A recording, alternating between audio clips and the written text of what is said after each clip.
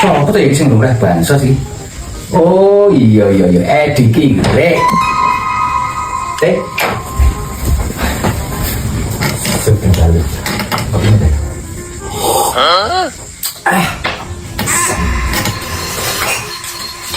Ora jangan nek kan diadap ya.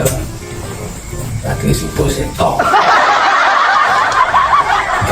Yang penting Apa? iki kan arep hari kurban.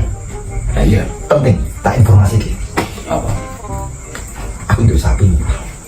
Jadi kowe kerap nyobah. Nih, Oke. loh, ini ketenangan gitu.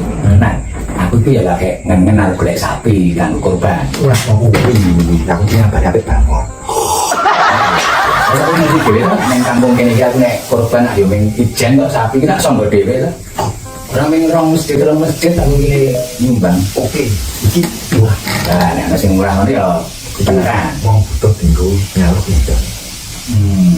Ayo wis. Yo wis. Yo nganggo panceran to orang waktu iki ben ora kelian ngono lho. Ora paham. Walah, panjerane piro?